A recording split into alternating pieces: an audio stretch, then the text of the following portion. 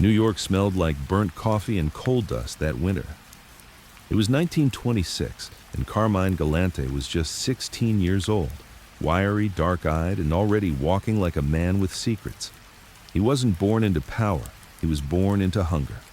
His parents came from Castellamare del Golfo, a coastal town in Sicily where stone houses leaned into each other like old men whispering. They carried that silence with them when they came to America. Carmine grew up on the hard edges of East Harlem, blocks packed with immigrants who worked with their heads down and fists up. The apartment was always cold, the kind of cold that got into your lungs and stayed. His father, Vincenzo, worked as a fisherman back in Sicily. Here, he found himself cleaning stables for people who couldn't spell his name. Carmine's mother, Maria, said very little. She had a tired way of watching the world, like she'd seen too much before she ever arrived in America. Carmine didn't mind the silence. He liked it, in fact. Silence was useful.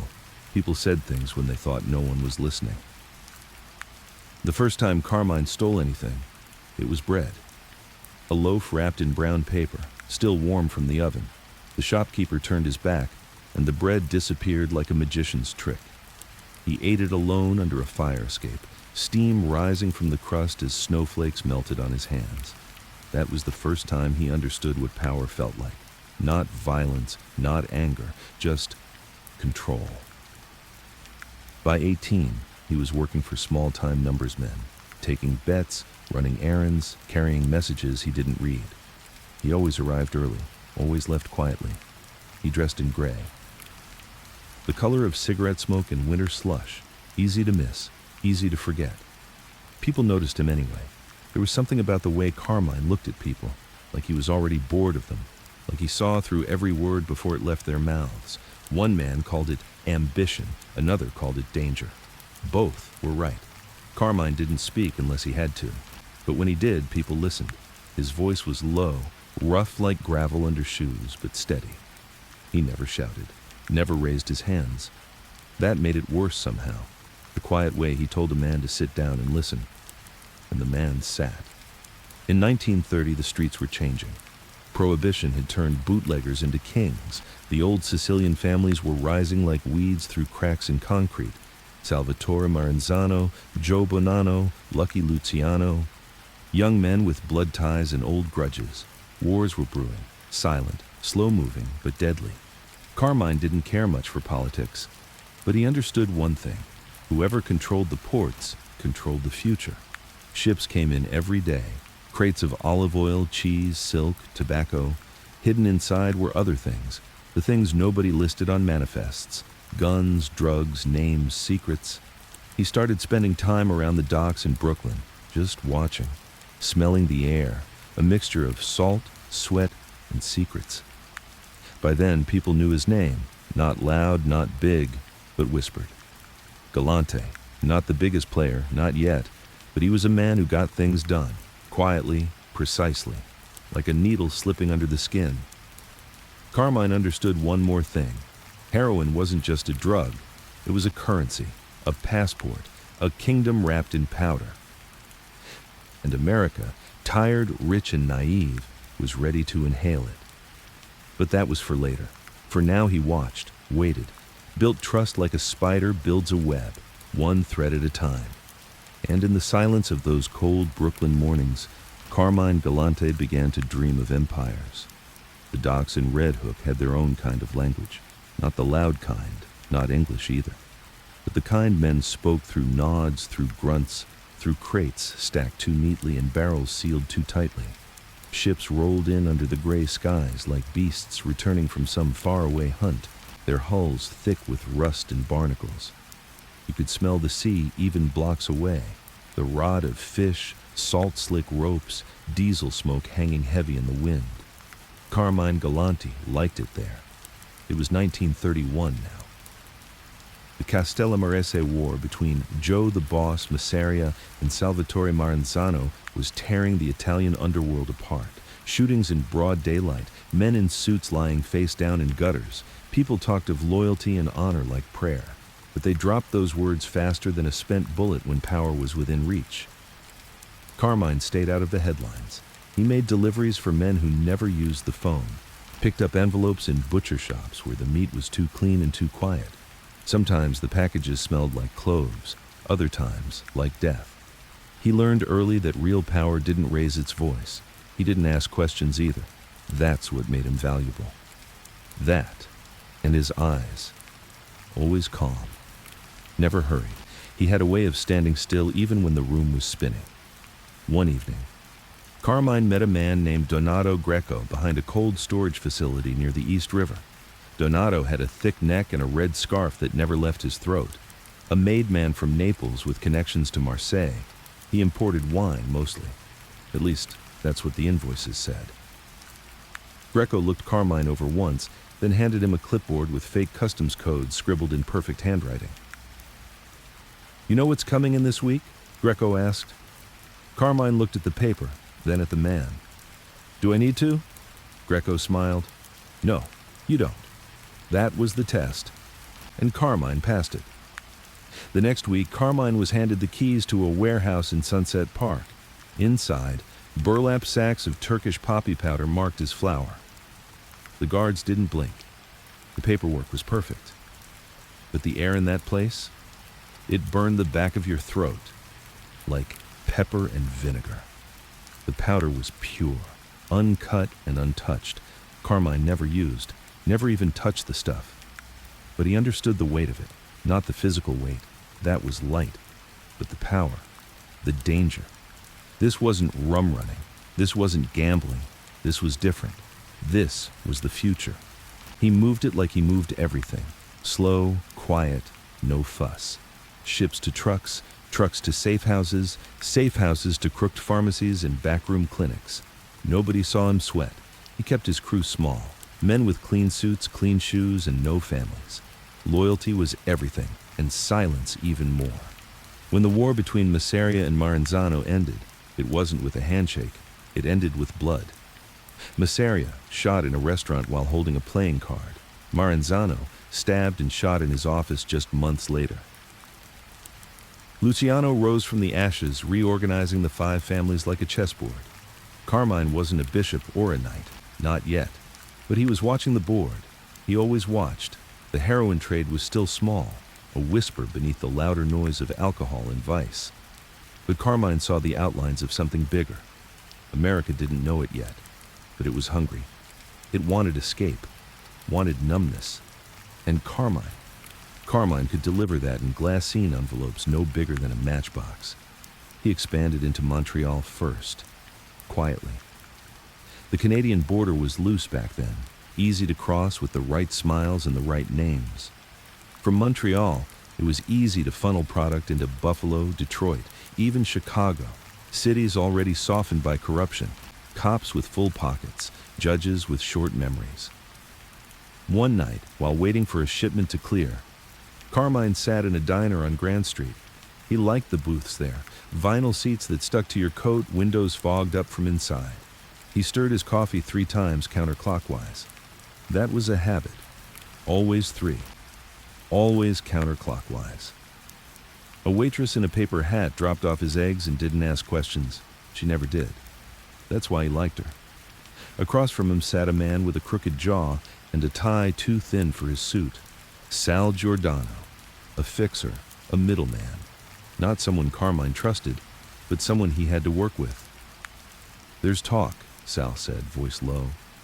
"There's always talk," Carmine answered without looking up. "About you, about the French connection." Carmine sipped his coffee. It was bitter. He didn't flinch. "Let them talk." Sal licked his lips. "They say you're moving product through the docks without giving upstairs their cut."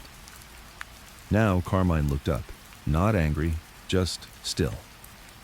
"Who said it?" Sal hesitated. That was enough of an answer. Carmine folded his napkin slowly and placed it beside his plate. "You don't survive in this world by guessing, Sal. You survive by knowing." Sal shifted in his seat. "I'm just saying. People talk. They talk because they are afraid," Carmine said, rising. "And fear is the most honest thing a man can give me." He left his coffee half finished. That night, Sal Giordano disappeared. No noise, no note, just gone. People learned something after that. Carmine Galante didn't argue. He didn't warn. He acted. Years passed. The world changed.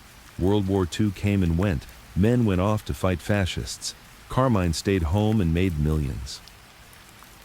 He expanded his routes, Marseille to Montreal, then into New York through tight holes in the shipping code. He recruited chemists, pharmacists, and longshoremen, men who didn't need to know what they were handling, just that they got paid on time. He earned a nickname, Lilo, short for cigar. He always had one between his lips, even when he wasn't smoking it. It hung there like punctuation, like a reminder that his mouth was never fully closed, and yet he told you nothing. By the late 1940s, Lilo was in the Bonanno family's inner circle. Not flashy, not loud, but essential. Joe Bonanno trusted him more than most, maybe too much. Lilo handled the dirtiest business, hits, smuggling, intimidation, all without ever appearing in the papers. He was the kind of man who made things happen and made it look like they happened by themselves. But power doesn't go unnoticed forever. In 1943, the feds caught wind of a heroin shipment linked to Lilo's network. It was a mistake. Someone talked. Someone always talks. They didn't have enough to convict, but they had enough to watch. And Carmine hated being watched, so he disappeared for a while. Went quiet. Left the city. Some said he was in Sicily. Others whispered about Havana. Nobody knew for sure. But when he came back in the early 50s, something had changed. He was colder, more exact, less patient. And the business, bigger than ever. There was a night, a quiet, rain-soaked evening, when Carmine sat alone at the edge of Gravesend Bay. A small table, a glass of scotch, a single candle. No guards, no noise. Just the water lapping at the rocks and the smell of oil on the wind. He lit his cigar. Inhaled. Exhaled. Let the smoke drift upward into the clouds. He didn't believe in God, not really. But he believed in fate. Believed some men were born for shadows, born to carry things the rest of the world couldn't even name. He didn't feel guilt. Not for the drugs, not for the bodies, not for the silence he left behind in every room. He once told a priest, in confession, ironically, that peace was something only weak men chased.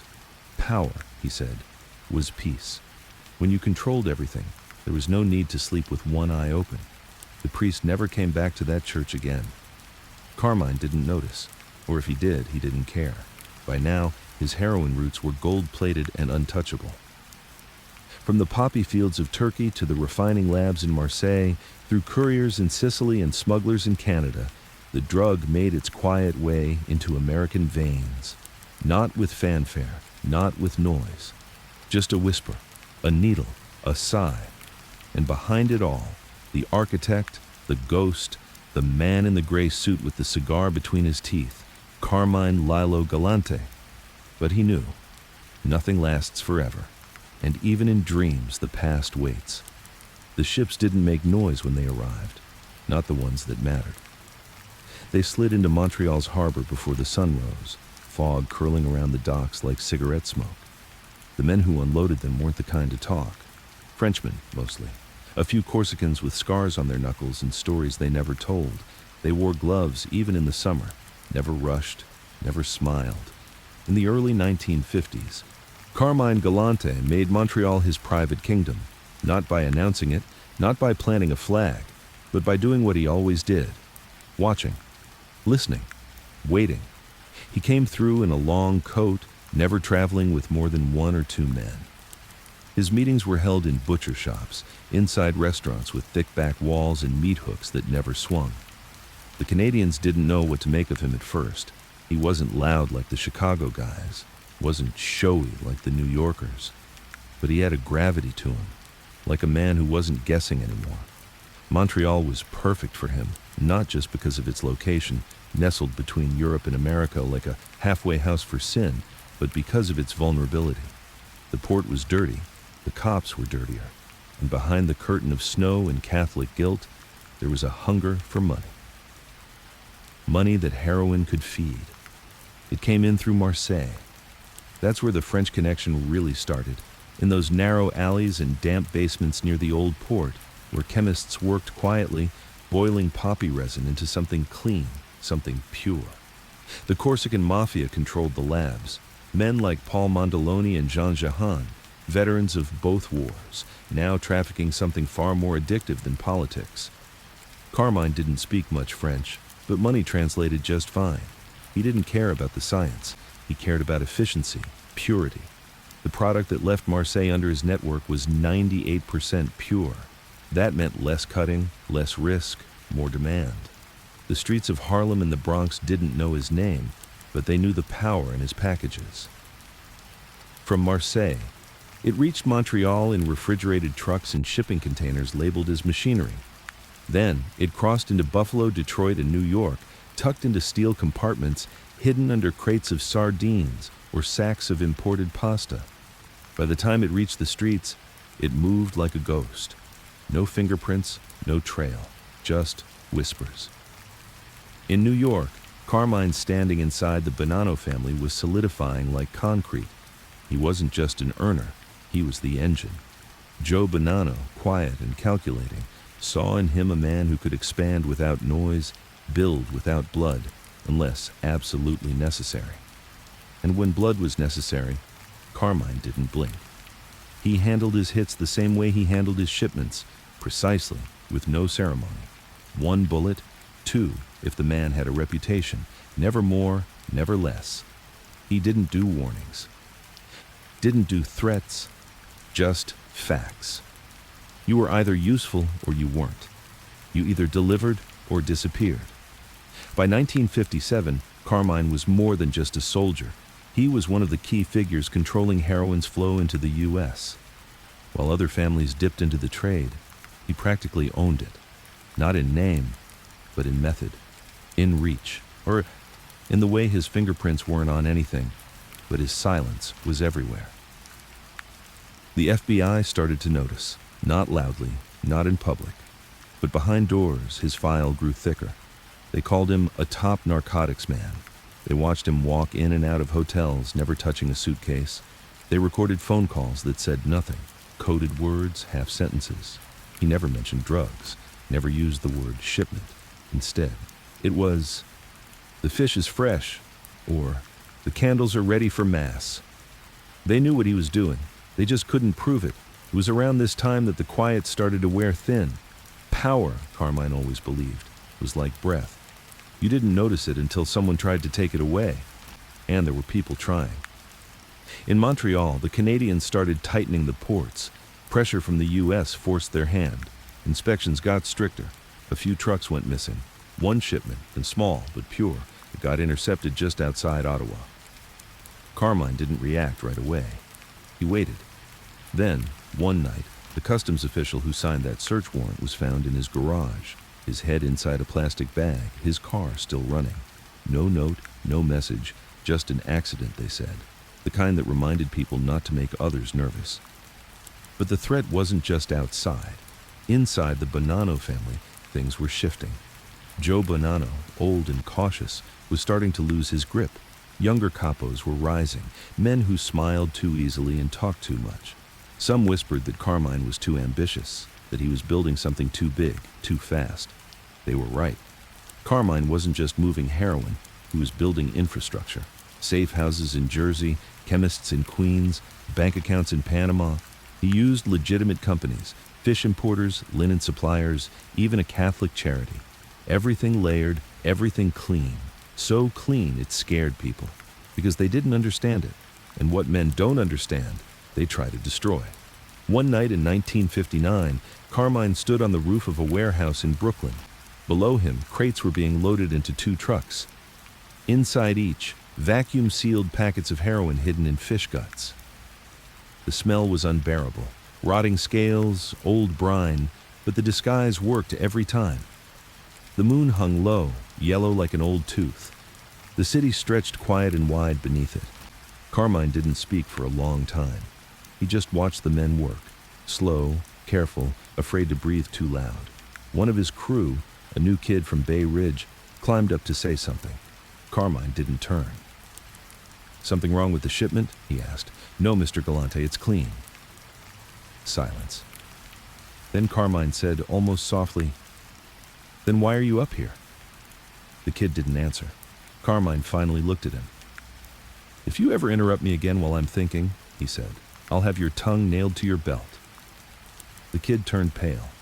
Carmine turned back to the city. The kid left. And in that moment, you could feel the distance between Carmine Galante and everyone else. Not just physical, not just the roof, but emotional, moral. He wasn't part of the crew. He wasn't part of the family. He was something else, something colder. He didn't trust anyone, not fully. And maybe that's why he'd survived longer than most. He returned to Montreal that winter. The city was gray, wrapped in wet snow and chiming church bells. He stayed in a small apartment above a bakery. No one knew his name. He paid in cash. He wore a scarf and a plain coat. No cigar, no ring. Just another old man watching the street from a window. But beneath him, 3 blocks away, was a lab. And inside that lab, Corsican chemists worked around the clock, cooking up purity that would make its way into Harlem's veins before the week was over. He slept little, ate less, but his mind never stopped. The feds were closing in. He could feel it. They knew the outline of his operation. They just hadn't found the seams yet. But they would, eventually. The question was, who would crack first? Someone always did. And that's what kept him up at night. Not fear, not guilt, but the slow rot of uncertainty. He could control his men, his roots, even his enemies. But loyalty? That was paper thin, and the wind was starting to blow. By the time 1960 arrived, Carmine Galante was a rich man. Not movie rich, not mansion rich, but power rich. He could make a phone call and shut down half the docks in Brooklyn. He could move heroin from Turkey to New York in less than a week. He had people in customs, in trucking, in kitchens and clinics. He had real estate under different names. He had priests who heard confessions they never repeated. And still, he walked alone, always alone. Because in the end, he knew what every Don comes to understand. You don't rise by trusting. You rise by outlasting. And Carmine Galante, the man from East Harlem who watched the world from quiet corners, had no plans of dying quietly. The 1960s opened like a locked drawer, stiff with secrets and heavy with dust. America was changing. The music was louder, the streets were angrier, and the men in suits were sweating under tighter collars. But for Carmine Galante, it was just another decade, another cycle of power, betrayal, and survival. He wore the years well. His hair had thinned, but his stare hadn't softened. If anything, it had grown colder, less curious, more clinical. Like a surgeon who had seen too many wounds to believe in clean cuts anymore. From the outside, the world seemed to move forward. But Carmine lived behind glass. He watched from the inside, watched people move, speak, lie, die. He didn't celebrate. He didn't mourn. He studied. And in that silence, he planned. The heroin trade was no longer a backroom operation. It had become the bloodstream of the Mafia's earnings. Quiet, constant, pumping through everything. The French connection ran at full speed now. Marseille to Montreal, Montreal to New York, New York to every needle looking for a reason to forget. Carmine had turned it into something surgical. Couriers were rotated every 3 months. Shipment patterns changed weekly. Cash was laundered through dozens of small businesses, pizza shops, laundromats, funeral homes. He even bought a florist in Flatbush. Every Friday, a truck would leave with roses and return with envelopes. They never smelled like flowers. The numbers were staggering.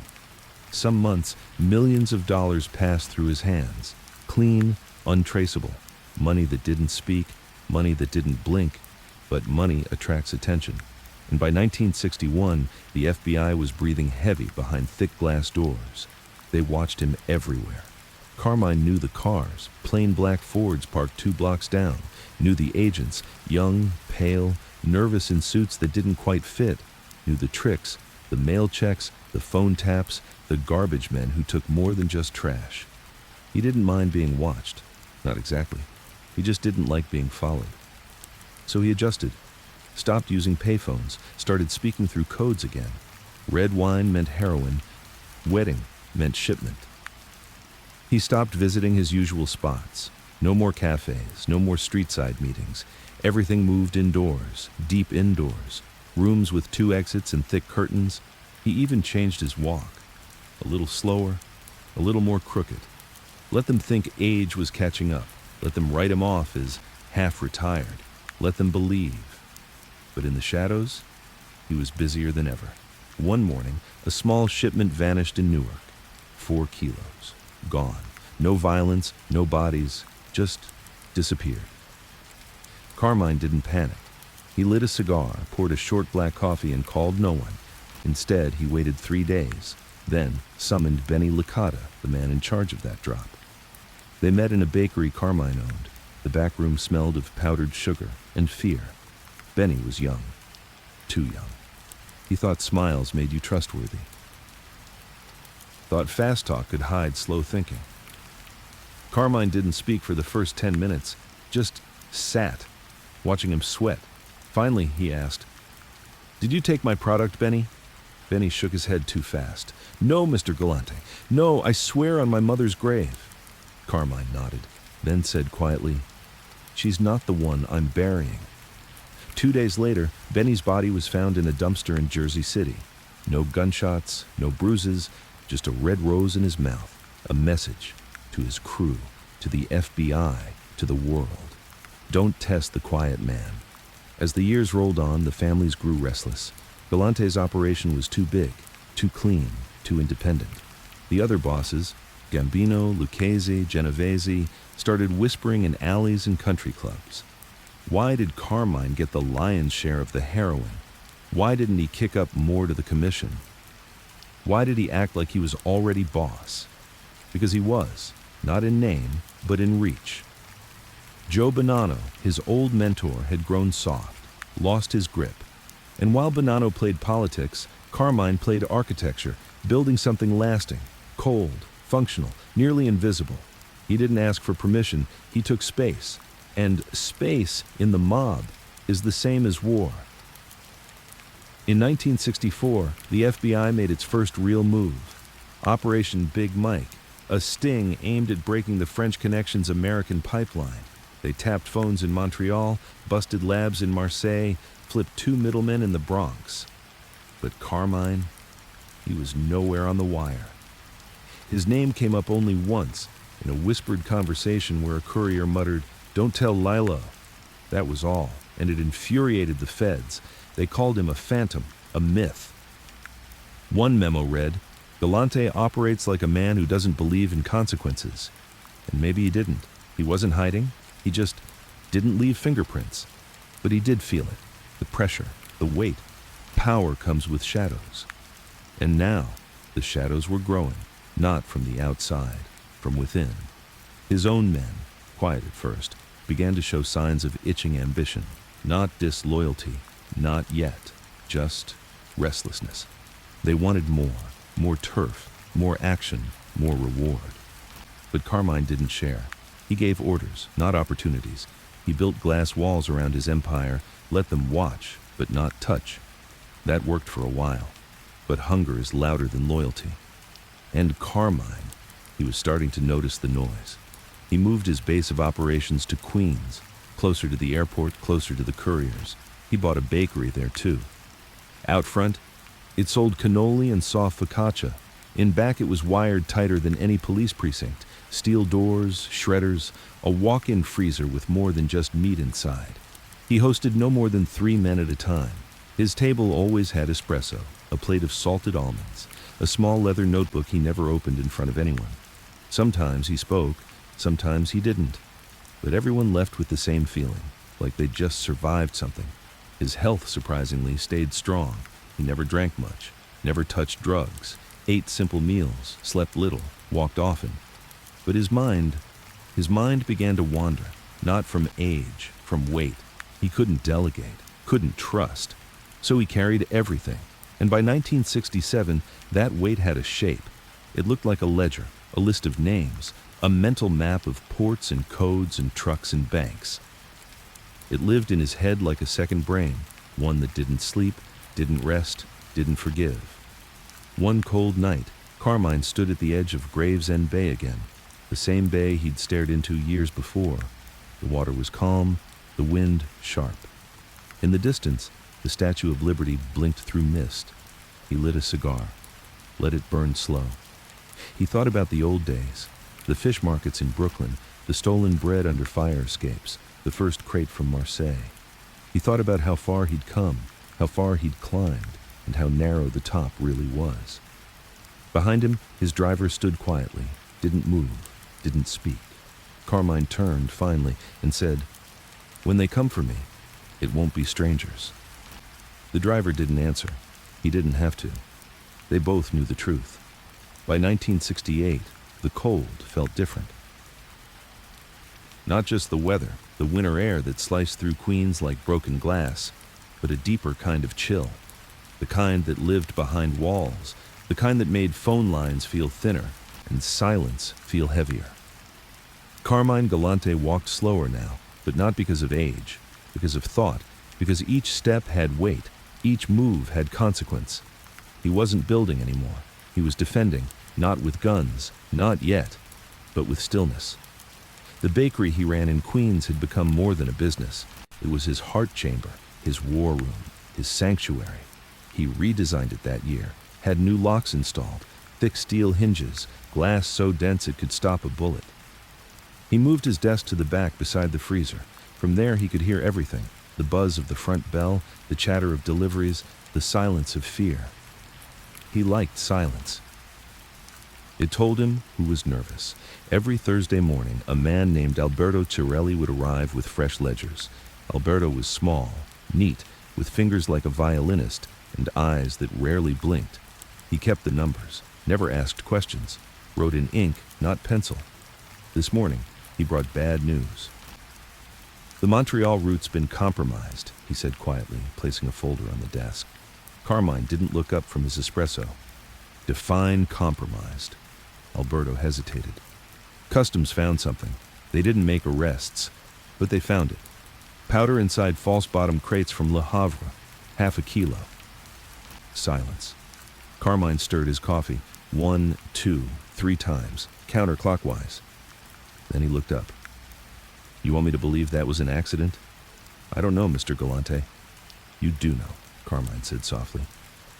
"But you're afraid to say it." Alberto swallowed. His Adam's apple clicked like a trigger. "I think someone's talking." Now Carmine nodded. "Then someone's dying." It wasn't rage that drove him. Carmine never acted out of rage. It was geometry, mathematics.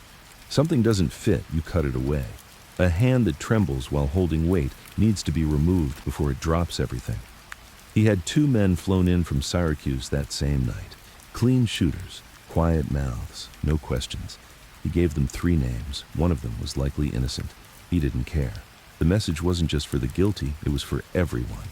3 days later, the Montreal lab was running again. No interruptions, no nerves, just silence. But not all silences were peaceful. At home, Carmine had grown increasingly distant. He didn't trust the phones. Didn't speak much to his wife. His children, now grown, lived on opposite coasts. The Galante name wasn't one that people wanted near their checks or driver's licenses. He spent more time in the bakery than in his own house. Some nights he slept there, on a cot in the back room under a crucifix that hadn't been dusted in years. He would lie on his back, fully dressed, staring at the ceiling. He didn't pray. He counted. Steps, exits, escape routes, bank accounts, dead men, mostly the dead men. The Commission, the governing body of the American Mafia, was beginning to show its teeth. Carlo Gambino had taken the reins. Quiet, careful, cautious Carlo. He didn't like Galante, thought he was reckless, arrogant, dangerous, but most of all, untouchable. And that made him a threat. Galante had never sought the Commission's blessing for his heroin empire. He didn't want permission, didn't offer tribute. He moved like a man who already considered himself boss, not just of his own crew, but of the entire business. Gambino watched, waited, and Galante ignored him. In 1969, Bonanno's name re-emerged in the headlines, not for blood, but for betrayal. Joe Bonanno had been abducted. Some said it was fake, some said it was real. But either way, he had been gone too long. The family was fractured, Bonanno's power was crumbling, and Carmine saw opportunity. He returned to the city in full daylight, no disguise, no cover. He walked into a meeting of Bonanno capos like he was stepping into his own funeral and dared them to bury him. None did. He spoke plainly. Joe was good, but his time is over. I'm here to make sure none of you die stupid. A few grumbled, but most listened, because Galante didn't make speeches. And when a man who rarely speaks does, you shut your mouth and sharpen your ears. He took over operations without vote or ceremony, just muscle, just fear. Some called it a coup, he called it clarity. He began restructuring, cutting off weak earners, promoting tight-lipped killers, centralizing the heroin routes directly under his name. No middlemen, no buffers. It was risky. But Galante didn't believe in half control. He didn't want pieces of the pie. He wanted the oven, the recipe, and the man holding the knife. By the end of 1969, he was running the Bonanno family in everything but name. The official boss was a puppet. The underboss answered only to Carmine. Even the commission, silent and bitter, began to acknowledge the reality.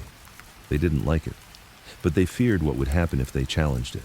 Galante had men in places most families didn't even know existed. Port officials, judges, airport security.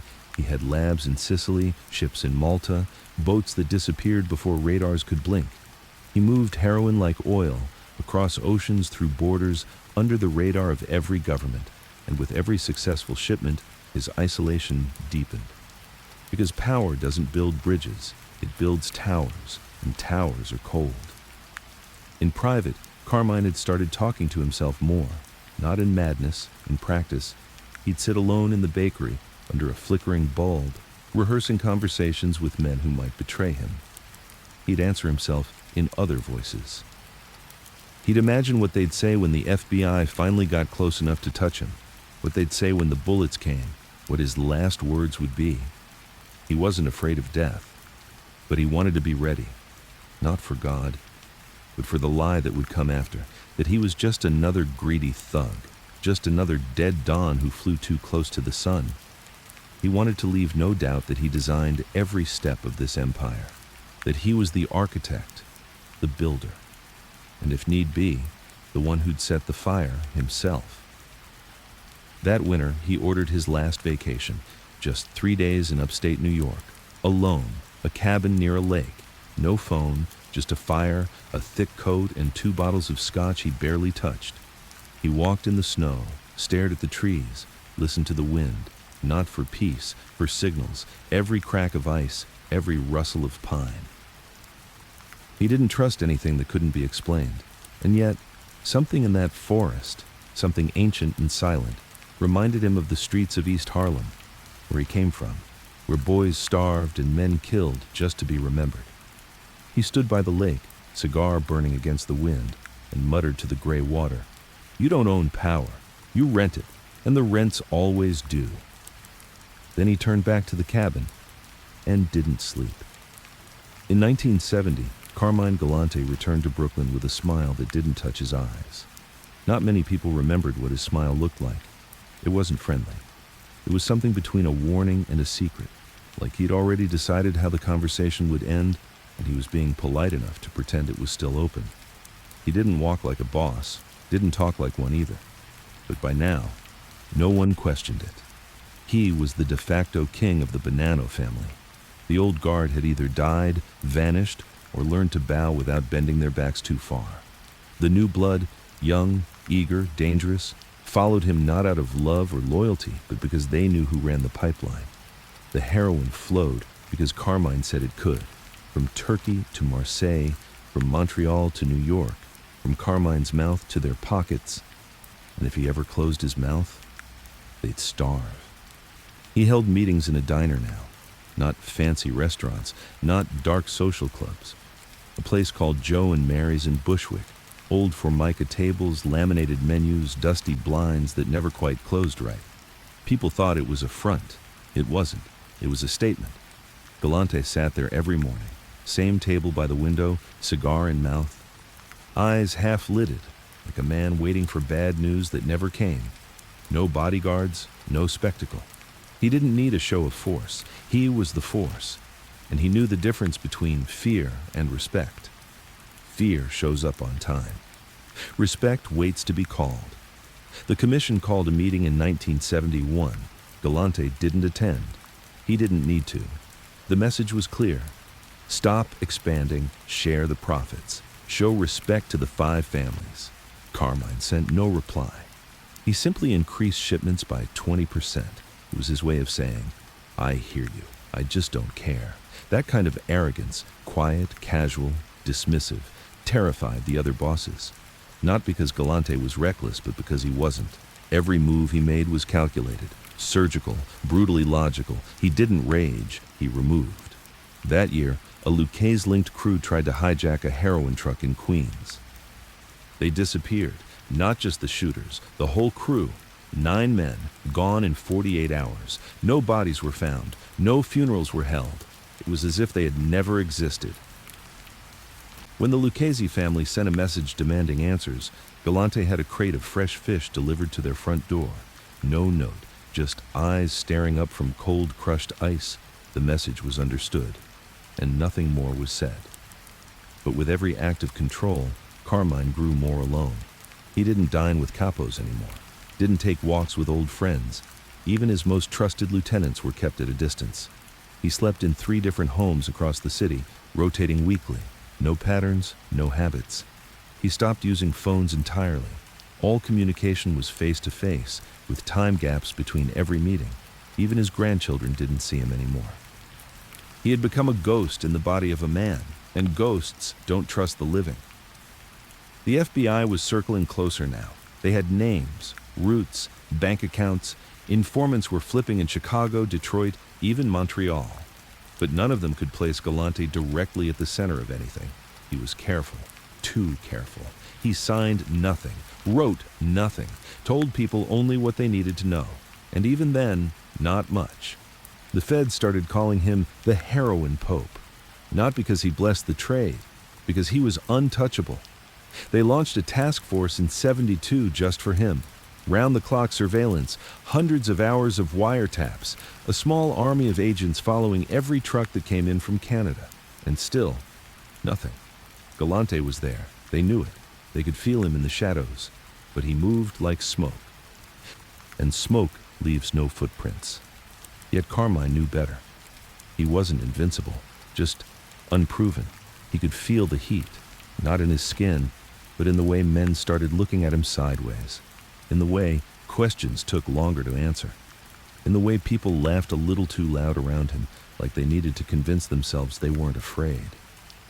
He began testing them, dropping false details in casual conversation, watching to see if they surfaced elsewhere, mentioning fictitious shipments, fake names, phantom ports. 2 weeks later, a random inspection caught one of those details in a federal memo. That told Carmine everything he needed to know. Someone inside was leaking, and once he knew that, he didn't sleep. Not even in his rotation houses, not even on the cot at the bakery. He stayed up, pacing, watching, counting names. Counting miles, counting hours until someone broke. The next year brought a small but significant crack. A courier in Montreal, barely 22 years old, was arrested on a return trip. He flipped within days. He didn't know much, but he knew enough. Enough to give the FBI a map of the structure, not Galante himself, but the levels below, the routes, the mules, the payoffs. The feds got excited. They knocked over warehouses, raided 2 houses in Jersey, shut down a lab in Queens. For 2 weeks, Galante didn't move, didn't retaliate, didn't speak. He let the silence settle. Then, in the 3rd week, 6 people vanished, all of them connected to the leak. One of them was the courier's older brother. They found his body in a field near Yonkers, folded inside a mattress, throat sewn shut with piano wire. No bullet, no bruises. Just a note pinned to his coat. Wrong family. After that, the leak stopped. But so did the laughter. Galante's lieutenants became more like monks, silent, efficient, eyes lowered. No jokes, no side talk, no assumptions. He had turned the organization into a machine. But machines don't love you. They function until they malfunction, and when they do, they don't warn you. By 1974, Galante had what he always wanted: complete control. But he didn't look satisfied. He looked haunted. He carried his cigar like it was the last piece of identity he hadn't buried. He stopped attending weddings, stopped sending gifts, even funerals. He paid someone else to deliver the envelopes. He no longer wanted to be seen, not because he feared death, but because he feared attachment. People who get close betray. People who know too much talk. And so, in the final years of his reign, Carmine Galante lived like a man already preparing for the obituary. He knew how it would read: cold, ruthless, visionary, feared, hated, never convicted. A man who built an empire from powder and silence. A man whose mouth stayed shut even when everyone around him was screaming. A man who dared to call himself boss even when the commission prayed for his fall. But somewhere behind the walls, in the air ducts and the phone wires, the reckoning had already begun. And even Carmine, cold, still, calculating Carmine, was starting to feel it, like footsteps behind him that never quite caught up. In 1975, Carmine Galante stopped pretending. He didn't dress like a consigliere anymore, didn't speak softly, didn't care who noticed him. He walked into rooms like the crown was already on his head. And in truth, it was. Joe Bonanno had fled to Arizona. Half the commission had turned inward. Gambino was sick. Lucchese was gone. Genovese had lost its bite. The mob world that had once revolved around negotiation now turned by sheer weight, and Carmine Galante weighed more than anyone. Not in charisma, not in style, but in control. He owned the heroin routes now. Not just the docks, not just the trucks, the whole machine. Every crumb of powder that touched Harlem, Detroit, Boston, or Philadelphia had his silent blessing on it. Every junkie in a bathroom stall, every bent doctor pushing scripts, they were all bricks in his empire. The French Connection, that was still humming. But now he was building something beyond it. A Sicilian pipeline. Pure poppy, pure control. He wasn't just feeding America's addiction, he was writing its instructions. But power, when it's too clean, makes people suspicious. And Carmine had grown too clean. He left no paper trails, no tapped phones, no middlemen lasted longer than a season. He recycled them like winter coats. Wear, test, discard. That efficiency made his own men nervous. They obeyed, but they whispered behind their hands. He's too cold. He doesn't bleed. He don't even laugh anymore. They weren't wrong. Galante hadn't laughed in over a year. Not really. He smiled sometimes. That tight lip-pulled smirk he gave right before someone disappeared. But laughter? That was a luxury for men who didn't carry the weight of kingship on their backs. By mid-75, Galante was no longer simply running the family. He was recreating it. He began promoting younger Sicilian men, fresh off the boat from Palermo and Trapani. They didn't speak much English, but they didn't need to. They spoke the language Carmine respected most: loyalty without curiosity. He didn't trust the American-born guys anymore. Too soft, too greedy, too in love with the idea of being gangsters.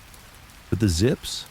They were hard, they didn't drink, they didn't talk, they didn't dream, they executed. They moved heroin like mailmen, precise, invisible, regular, and they owed everything to Galante. He gave them shelter. He gave them jobs. He gave them respect when the others in New York spat at their accents. But most of all, he gave them power, not to hold, to protect. His power. He called them La mia vera famiglia, my true family. And that, more than anything, made the old commission bosses uneasy. It was too personal, too dangerous. Gambino, sick but sharp, called a quiet sit-down in a Long Island estate that fall. 3 men arrived. 1 left early. The rest stayed, talking into the night. Galante wasn't invited, but his name was. And the word they used, again and again, was problem. Because Galante had become more than a man. He had become a reminder that anyone who moved smart, ruthless, and without permission could become king. And the commission wasn't designed for kings, it was built for balance. Back in Bushwick, Carmine added a new camera to the diner, not because he was scared, because he knew when fear changed shape, it started looking like respect, and he didn't trust either. He sat in his usual booth, cigar wedged between his teeth like punctuation, and waited for news. It always came. Whispers about sit-downs, hints of betrayal, loose lips from Manhattan. He kept a quiet list of names, written only in his head, of those who were growing too loud in the wrong rooms. Names like Dom Cirillo, Fat Tony, Salerno, and Paul Castellano. They weren't stupid. But Carmine believed no man stayed patient forever. And the moment patience ran out, he'd be ready. But it wasn't the commission that worried him most. It was the courts. The feds had started using something new. RICO. A law that allowed them to prosecute entire organizations, not just the crimes, but the men behind them. For the first time, Carmine's name appeared in indictments, indirectly, allegedly, whispered. But still, it appeared. And in courtrooms across the city, prosecutors started saying it out loud. Carmine Galante, we allege, is the boss of the Bonanno crime family. It wasn't true, not officially, but in every way that mattered, it was. And once the courts believed it, so did the headlines. That winter, Time magazine ran a piece, Heroin, Blood, and the Don, who is Carmine Galante. It showed his face, older now, rounder, but still tight with quiet violence. The photo was grainy, the tone accusatory, but the facts, useless. Because Carmine left nothing behind but fear and silence. He didn't sue, he didn't comment, he didn't blink. He just turned the page, puffed his cigar, and muttered to himself, "They can't bury what they can't find." Still, he moved differently after that. Meetings got shorter, messages got slower. He started using old codes again, phrases from his boyhood in East Harlem. The curtains are open meant the ports were clean. Too much salt meant the feds were listening. Every phrase was a relic, every silence a decision. He began recording his thoughts into a small black recorder, locked in a box beneath his bed, not for vanity, not for history, but in case he vanished. He wanted the record to say, "I was smarter than all of them. I saw it coming. I didn't run. I chose." By spring of '76, the whispers had turned into smoke. People were watching him again, but it wasn't the feds this time. It was his own men, the younger capos, the Americans, the ones he'd pushed aside to make room for his Sicilian zips. They didn't like being replaced. They didn't like being ignored. And they sure as hell didn't like being cut out of the most profitable heroin network in the country. They couldn't challenge him in the open. But in the corners of social clubs, in the back booths of pizzerias, they started asking questions. Who's really running this family? What if the commission gave us permission? What if Galante disappeared? Carmine wasn't stupid. He saw the shift. He smelled it. Power has a scent, so does mutiny. And when the two mix, it's like cold steel and blood. He started showing up less, stopped walking the streets alone. He carried a small .25 automatic in his coat now, never drawn, but always close. And at night, when the bakery closed and the streets fell quiet, he'd stand at the window of his bedroom and stare at the empty road, waiting, not in fear, in preparation. Because he knew there are only two kinds of bosses, those who die in court and those who die at lunch. The summer of 1977 in New York was thick with heat and tension. Garbage baked on sidewalks, sirens whined like wounded dogs.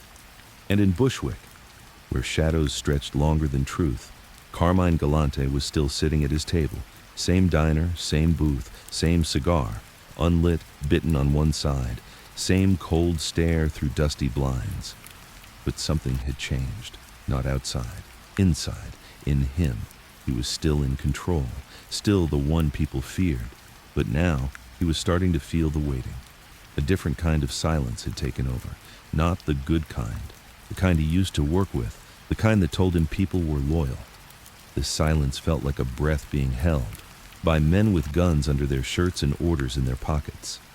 Galante had outlived almost everyone from his generation. He'd survived the Castellamarese War, Prohibition, the rise of Lucky Luciano, the fall of Joe Bonanno, and half a dozen federal investigations. Most men in his line of work died in cars, bars, or courtrooms. But he was still standing, still eating veal cutlets at his favorite table, still running the most profitable heroin pipeline in American history. And yet, he was alone. Not without soldiers. He had plenty. But the kind of alone that comes when you own too much of something everyone else thinks belongs to them.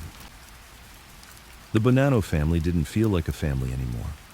It felt like a tight circle of wolves, and he was the fattest one.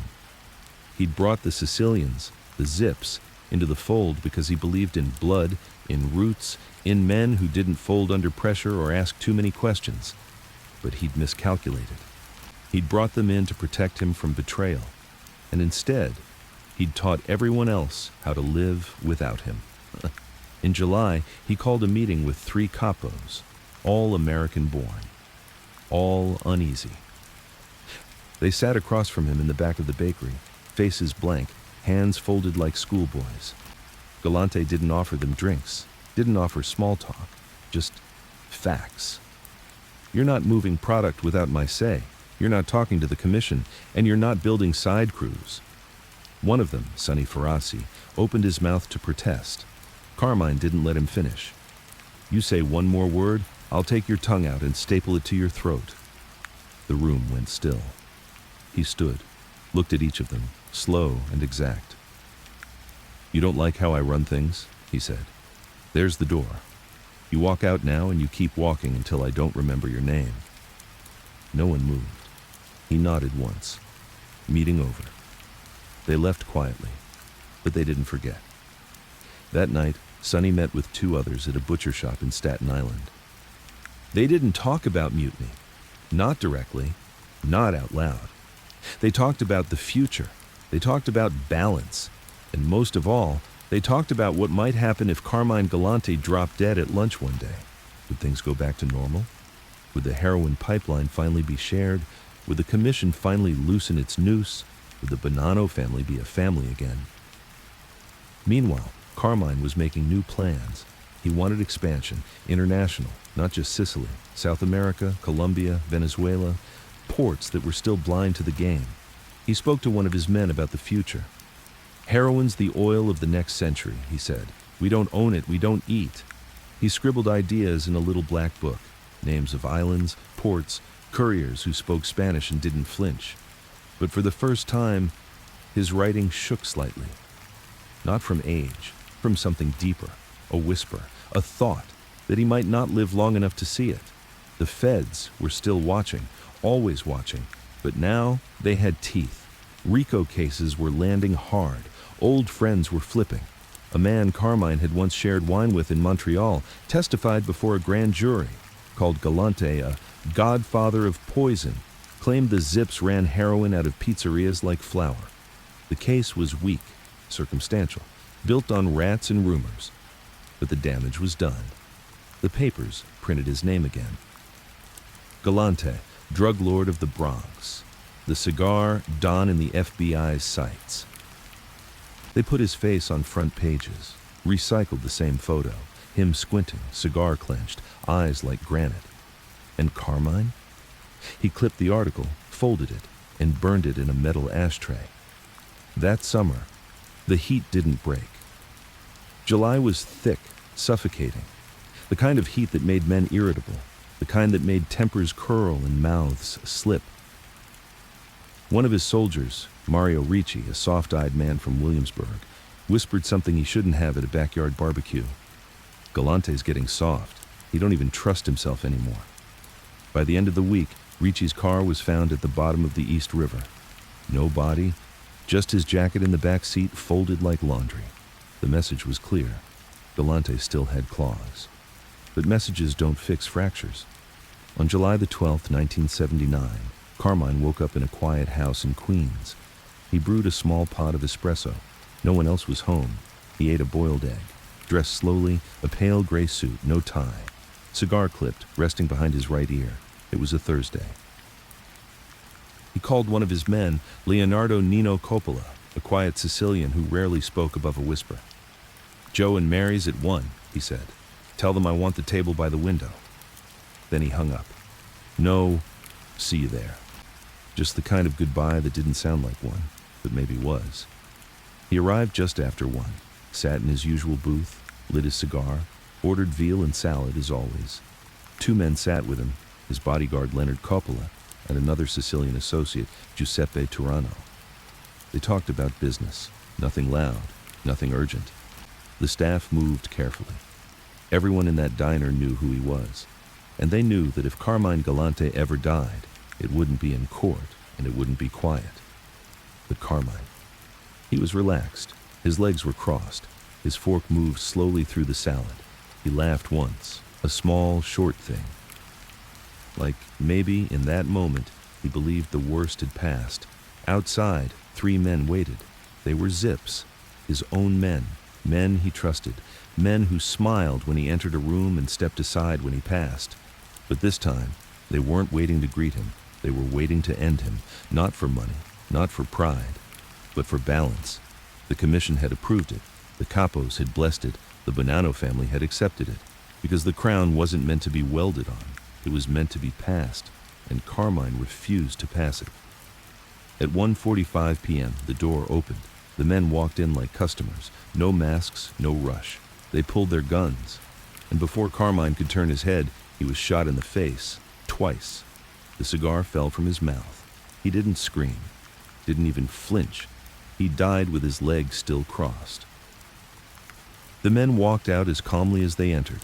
No one chased them. No one screamed. The staff stayed frozen, like actors between scenes. It was over in seconds. And on the table, next to the veal, Carmine Galante's blood slowly soaked into the plastic tablecloth. No ceremony, no speeches, just the sound of a ceiling fan turning and the faint smell of gunpowder drifting toward the back door. On the floor, his cigar rested half-lit, still warm, still burning. A king, dead without a crown, but with his empire intact, for now. The air in Joe and Mary's diner didn't clear for hours. Long after the shooters vanished into the Brooklyn haze, and the police tape was stretched over the entrance like a thin yellow prayer, the smoke from Carmine Galante's last cigar lingered. It curled from the ashtray beside his untouched plate, hung low in the summer heat, and seemed to refuse to die, just like him. The newspapers were quick. By nightfall, his face was everywhere again. Carmine Galante executed in Brooklyn diner. The heroin don finally falls. Bloody lunch in Bushwick. The photos showed him sprawled backward in his chair, sunglasses still perched on his face, his bodyguard and associate dead beside him, the white tablecloth blooming red. But none of them captured the sound that filled the room after he was gone. Silence. Not the peace kind. The kind that comes after a storm, but before another one. The NYPD arrived quickly, but not surprised. They didn't ask why. They asked, who signed off? Because that was how it worked. When a man like Carmine Galante gets killed, it's not a crime. It's a decision. Made somewhere behind marble columns or in the corner of a club no one admits exists. A decision whispered over espresso, carved into stone with a single nod. And this had been carved long ago. The commission had finally made its move, and now the world had to adjust. In the first 24 hours after Galante's death, the Bonanno family split like a cracked pipe. The old American capos didn't mourn him. They exhaled. For them, it was a release, the end of a dictatorship dressed like discipline. No more cold eyes, no more threats wrapped in silence, no more watching their backs at their own kitchen tables. They gathered quietly in Queens the next day, 8 men in suits too dark for July. No press, no announcements, just a round table. The chair Carmine would have taken sat empty. No one dared sit there. Not yet. But they agreed on one thing. The Sicilians had to go. The Zips, the Sicilian faction Galante had imported and empowered, woke up on July 13th without their anchor. Some expected retaliation, some expected direction. But none came. Because Carmine had never trained them to lead, he trained them to protect. And now, the thing they were meant to protect was a body in the ground. They scrambled, hid, made phone calls to Palermo that went unanswered. Some disappeared, others begged for meetings with the capos they used to ignore, but the answers were clear. Carmine's gone. Your guests again. Sit down. Shut up. In Montreal, the ripple took longer to arrive, but when it did, it hit hard. The old heroin routes, the ones that passed from Marseille through Canada to the U.S., paused. Not broken, not severed, but stalled. Because while the ports were still dirty and the couriers still ready, no one was in charge. No one wanted to move product without permission, and no one knew whose permission to ask for. Galante had built the system in his head and taken the blueprint with him. Back in New York, the feds watched the fallout with mixed emotions. On one hand, they had nothing to do with it. Galante died by bullets, not subpoenas. But on the other hand, they knew this was the beginning of something new. Because when a power vacuum opens in organized crime, it doesn't collapse, it shifts. It reshapes itself around whoever is bold enough or stupid enough to fill the space. And in the Bonanno family, there were too many men with knives and not enough thrones. Galante's funeral was small, smaller than anyone expected. Closed casket, no speeches. Just a pine box lowered into the soil of St. John's Cemetery in Queens. He was buried among other mobsters, men he'd outlived, men he'd once spoken of like ghosts. Now he was one of them. Few wept, fewer prayed. His daughter stood by the grave, dry-eyed. One of his grandsons dropped a single white rose, and then the dirt began to fall, soft, heavy, permanent. But Galante wasn't finished. Not really. Because in the weeks after his death, something strange happened. People began remembering him differently, not as a tyrant, not as a dealer, but as the last man who didn't fold. Capos who once cursed his name now spoke of him with an odd respect. He kept things tight. He didn't let the feds win. He died standing up. His cigar became a symbol, a joke among young soldiers. Light one for Carmine. But the joke had reverence in it. Because no matter how brutal, no matter how cold, Galante had been a figure of certainty. And certainty is rare in a world built on lies and whispers. Behind the scenes, the heroin trade didn't die. It adapted. Other families moved in, quietly, cautiously. They took the routes, took the labs, split the money the way the commission preferred. No more kings, just equal shares. Business was business again. But the product, it wasn't as pure. It didn't move as fast. The old machine stuttered, ground its gears. Because no one could do what Galante did. Not with such silence, not with such focus, not with such fear. He'd made a kingdom out of structure, and when he fell, that structure shook. A few months after his death, a young agent at the FBI opened a locked drawer and found Galante's case file. It was over 600 pages, photos, wiretaps, witness statements, surveillance notes. He read it all, then asked his supervisor, "Why didn't we get him?" The answer was short. Because he never said anything worth using. Some say that before his body cooled, a meeting was held in Brooklyn. 6 men in a basement with a bare bulb and a thick envelope in the center of the table. The envelope contained everything Carmine had once kept in his head. Port schedules, contact names, code phrases, bank account numbers. But no one opened it, not right away. They all stared at it like it might explode. Because touching what Galante left behind wasn't just business, it was a curse. You take his empire, you take his enemies, you take his fate, and the man who touches a dead king's crown, he better be ready to bleed. Back at Joe and Mary's, the table where Carmine died, was never used again. Not officially. Some say they closed the whole place down a few years later. Others say it stayed open, and the table sat untouched, napkin holder untouched, one chair missing. People would point and whisper, "That's where he got hit. That's where the cigar don died." The ghosts stayed quiet. But if you stood close enough, some swore you could still smell it. Not the blood, not the gunpowder, just the faint scent of smoke, like someone had just lit a cigar and walked out before the first puff. They thought it would be over when he died, that the machine would break, that the business would stall like a car with the key pulled mid-drive. But Galante's empire didn't vanish when his heart stopped beating. Because his empire wasn't just power, it was architecture. It ran through walls, beneath streets, across borders, hidden in crates and cash registers. He'd built it to last longer than him. And for a time, it did. But something was missing. Fear. Because the truth about fear is this: you can't inherit it. You can only earn it. In the days after Carmine's death, the Bonanno family didn't crown a new boss. There was no meeting, no vote, no ceremony. Too many men were waiting. Too many old scores were being weighed. Too many knives were out. But no one had the nerve to swing them. Galante had kept the family in a tight grip, fists closed around every dollar and every secret.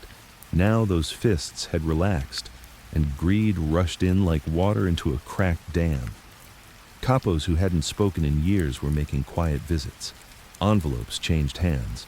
Phone booths were busy again, but all of it had a strange rhythm, slower, less confident, because even in death, Galante's name hovered over every conversation like a storm cloud no one dared admit was still overhead. The commission, satisfied that order had been restored, stepped back into its usual rhythm. Carmine had been the outlier, too bold, too independent, too foreign in the way he moved, even though he bled New York from his knuckles. And they allowed the Bonannos to reorganize, so long as the Zips were pushed back. They didn't want Sicilian soldiers with foreign tongues making American decisions anymore. And so, slowly, the Zips were reassigned, sidelined, or relocated. A few went back to Palermo, a few were found in trunks, but none of them ever moved heroin in New York again, not the way Galante had. In Montreal, the pipeline limped along without him. The French connection was still intact, on paper. But without Galante overseeing the ports, the customs payoffs, and the transport code phrases, confusion bloomed like mold in a closed kitchen. One shipment sat in a warehouse for 3 weeks before anyone claimed it. Another was lost entirely. 2 million worth of powder vanished somewhere between Le Havre and Quebec. The French and Corsican suppliers began asking questions. Who's in charge now? No one had an answer that satisfied them, and so they began negotiating with other families. Lucchese, Genovese, even the Gambinos quietly. The Bonannos, once the sole American gatekeepers of the heroin trade, were now just another player. And in this world, second place is the same as last. Back in Brooklyn, a young man named Dominic Napolitano, Sonny Black, started to rise. He wasn't born for leadership, but he understood gaps. And in the vacuum Galante left behind, Sonny Black saw opportunity. He dressed clean, spoke carefully, kept his crew lean. He didn't try to replace Carmine. He tried to be the opposite of Carmine, friendly, accessible, flexible. But beneath that calm exterior was a man who memorized the way Galante moved, who studied his structure, his discipline, his demand for silence. And while others tried to forget the cigar don, Sonny paid attention. Because ghosts don't haunt everyone, only those who still believe in the rules. One evening, a quiet conversation took place in a diner 2 blocks from where Galante had died. It wasn't about business. It was about memory. A younger soldier asked his capo, "Do you think he knew?" Knew what? That they were going to kill him. That it was going to be his own guys. The capo stirred his espresso. He always knew. Then why'd he still go to that table? The capo smiled. Sad, like someone remembering a song they hadn't heard in years. Because when you live like that, fast, alone, in control, you don't die running. You die sitting. You die watching the front door, wondering if it's the last time it opens. The younger man didn't ask anything else. A week later, 2 FBI agents reviewed surveillance footage from the months leading up to Galante's murder. They watched hours of grainy film. Him stepping out of bakeries, him getting into cars, Him sitting in Joe and Mary's, legs crossed, never smiling.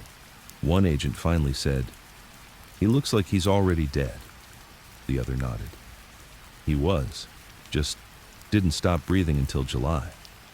They both stared at the screen as if it would blink, as if Galante might turn, just once, and look into the lens. But he never did, because men like him don't care who's watching, only who's listening. At St. John's Cemetery, the grass around Carmine's grave grew tall. People rarely visited. His headstone was modest, no flowers, no coins, just a name carved in stone. But sometimes, late at night, a dark car would pull up. A man would step out, look at the grave, and smoke a cigar in silence. He'd stand there 5, maybe 10 minutes, say nothing, leave nothing, just watch, and then disappear. Maybe it was an old friend, maybe a ghost, maybe someone wondering if the power Carmine once held could ever be held again. Because when a man like him dies, he leaves space. And space in this world is always dangerous. They say legends die twice. Once when the heart stops, and once when no one remembers what they feared anymore. But with Galante, the second death came slow. Because the systems he built didn't collapse, they just changed hands. Because the money didn't dry up, it just flowed through different fingers. But most of all, because the lesson he left behind about power, discipline, and fear was never forgotten. Not by the feds, not by the commission, and not by the men who still sat in back rooms, counting bills, speaking in half sentences, and checking the door every few minutes, just in case someone walked in with a cigar and nothing to lose. By early 1980, Carmine Galante had been dead for less than a year, and already the Bonanno family had begun reshaping itself like wet concrete, still setting, still vulnerable, still waiting for a footprint to define it. What Galante left behind wasn't a legacy, it was a puzzle, one that only a few men dared to put together. One of them was Dominic's sunny black Napolitano. He didn't walk like Galante, didn't dress like him either. No gray suits, no cigars. He wore leather jackets and gold chains, smiled often, but not too wide. But under the charm was something colder. Sonny wasn't interested in being feared. He wanted to be trusted, because fear only lasts as long as the threat. But trust? That builds something that stays, even when you're not in the room. Sonny Black wasn't a big earner in the early days, not like the others, not like Galante. But he was consistent. Bookmaking, loan sharking, hijackings, he never missed. And more importantly, he never talked. Even when Galante ruled with an iron fist, Sonny knew when to stay small and silent. He survived Carmine by being useful, not flashy. And now, with Carmine gone, he was still there, alive, breathing, and watching. He wasn't the obvious choice to rise, but that's what made him dangerous. Because power doesn't always announce itself. Sometimes it sits in the corner, waiting for the others to burn out. In the months after Galante's murder, Sonny began consolidating, not loudly, but clearly. He reconnected with the crews in Brooklyn and the Bronx, men who had grown disillusioned by Galante's Sicilian favoritism. He started fixing disputes, not with threats, but with solutions. A loan dispute in Flatbush?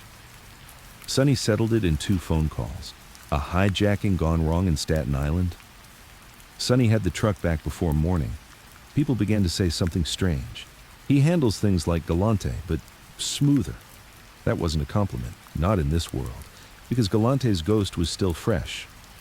And no one wanted a repeat of the cigar dawn, not even in a different suit. The commission had noticed Sonny's quiet climb, but they didn't move, not yet. They had already cut the head off the beast. Now they wanted to see what grew back. In their eyes, Sonny Black was containable. He wasn't flashy, he wasn't challenging the other families, he wasn't pulling from foreign muscle or making solo heroin deals with Marseille. But still, they kept one eye on him, because even a whisper of ambition, if it's left unchecked, can turn into thunder. Sonny's first major move was to reclaim the heroin trade from the hands of the Sicilians. He didn't shut it down. That would have been bad business. He just tightened the lid. He changed the routes. used new drivers, cut new deals with Dominican gangs moving product into Washington Heights and the Lower East Side. He made sure everything went through him. Not 5 men, not 3, 1. That kind of centralization. It was pure Galante. But where Carmine used fear and silence, Sonny used structure. He gave everyone their piece, but made sure they knew who cut the pie. And that's when the whispers returned. Not about Sonny, about Carmine. In social clubs across New York, old-timers started drawing comparisons. Galante kept the zips in line, Sonny just pushes them out. Galante moved heroin like a ghost, Sonny leaves a scent. Galante didn't ask for loyalty, he expected it. Some said it with praise, others with warning. But all of them, whether they liked Carmine or not, felt his shadow growing longer as Sonny's got bigger. Because Carmine Galante had made enemies by taking too much. And Sonny Black? He was starting to look just as hungry. That spring, Sonny brought in a new face, a man named Donnie Brasco. He was quiet, sharp, respected by the right people in the right rooms. He ran book operations, knew the streets, didn't talk too much. Sonny liked him immediately. He told one of his guys, "This Donnie, he reminds me of me. Doesn't care who's looking, just gets the job done." But what Sonny didn't know, what none of them knew, was that Donnie Brasco wasn't real.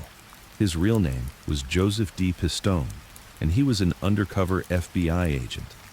While the Bonanno family tried to stitch itself back together, while Sonny played chess with a shadow he refused to name out loud, Donnie watched, listened, recorded.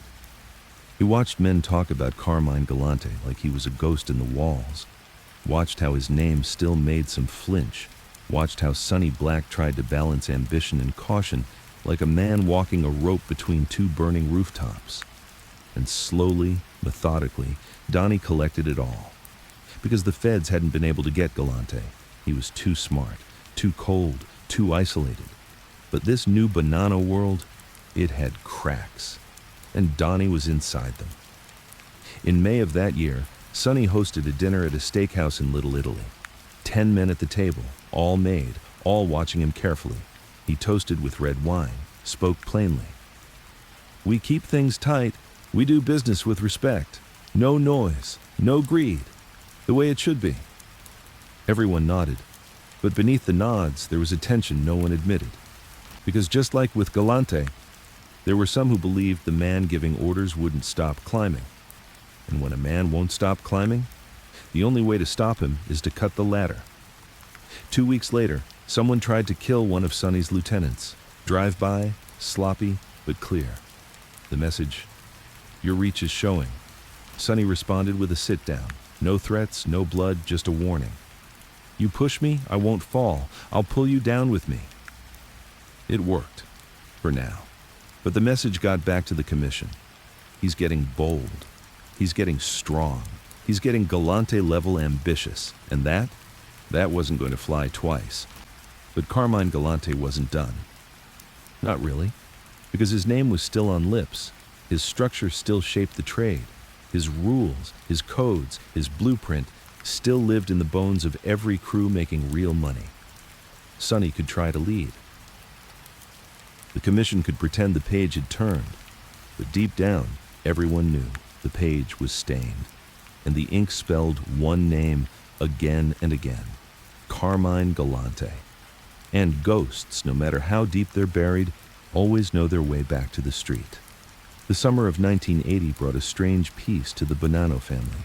Not quiet, because nothing in the Mafia is ever truly quiet, but a lull, the kind of stillness that comes before a wave. Sonny Black Napolitano was at the center of it all. To the outside world, he looked like a man who had done the impossible, restored order to a broken family. But to those who watched closely, he looked like a man being measured by the commission, measured by his own crew, measured by the ghost of Carmine Galante, whose shadow still lingered in every deal, every corner, every mention of the word heroin. Sonny kept things steady, no flashy moves, no unnecessary blood, just business. And business was good. He'd solidified the heroin routes, re-established connections in Montreal, and even opened new channels through Mexico. He didn't try to control everything like Galante had. Instead, he delegated, built loyalty through favors and fairness. But there was one blind spot: Donnie Brasco. To Sonny, Donnie was the perfect associate, reliable, smart, low profile, always ready. He had no idea the man he was grooming was an FBI agent recording every move, every conversation, every nod. And the information Donnie collected? It was starting to look a lot like a map, one that connected the post-Galante structure to indictments waiting in locked drawers. Meanwhile, in dark corners of social clubs and union halls, Galante's name started surfacing again, not in anger, in nostalgia. Galante never would have let this many people talk. Galante had the zips eating from his hand. Sonny treats them like outsiders. Galante would have taken Chicago by now. It wasn't admiration, it was comparison. And that kind of talk, it kills men slowly. Because when a dead man's legacy becomes a measuring stick, every decision you make starts to look small. Sonny began noticing changes. Fewer smiles, fewer calls returned. Meetings that once started with laughter now ended with stiff nods and longer silences. He told himself it was paranoia. But paranoia in the Mafia is often instinct without proof, and his instincts were buzzing. So he leaned on Donnie more, gave him more access, brought him into tighter circles. Even discussed making him the highest honor for any associate. Donnie didn't ask for it. That's what made Sonny trust him more, because real rats, they beg. Donnie, he just listened and recorded. In those months, the feds pieced together the deepest picture of a Mafia family they'd ever had. Galante had been elusive, too smart, too quiet, too cautious. But Sonny, he talked. Not a lot, but enough. He told Donnie about deals, about who was climbing, who was falling, who might need to disappear. Every confession, subtle, coded, indirect, was a brick in a case the FBI had only dreamed of during Galante's reign. Because when Carmine ran things, they couldn't even prove he ran them. Now, they had names, dates, dollars, they had structure. In early 1981, Sonny began getting whispers about Donnie. Nothing direct, just hints. Who's the new guy? Where's he from again? Ever meet his people? Sonny brushed them off, laughed, even defended him. He's solid, he told a capo over drinks. Guy works harder than my own blood. But behind that laugh, something stirred. A flicker of Galante's old paranoia. That tickle in the back of the brain that says something's wrong, even when all the numbers add up. Carmine would have noticed it earlier, would have watched Donnie without blinking, would have tested him. But Sonny, he had a blind spot, and it had a badge. While Sonny tried to keep the family's wheels turning, the FBI began preparing its move. Operation Donnie Brasco was entering its final phase. They had everything. Internal structure of the Bonanno family, distribution routes for heroin and gambling profits, conversations about made men, murder plots, territory. All of it built on the foundation Carmine Galante left behind. Because while Sonny wore the title, the system he used was Galante's skeleton. The drug routes, Galante's, the Montreal channel, Galante's, the tight crew structure, the way meetings were scheduled, the language, Galante's. Donnie was exposing Galante's ghost as much as Sonny's operation, and the feds loved it.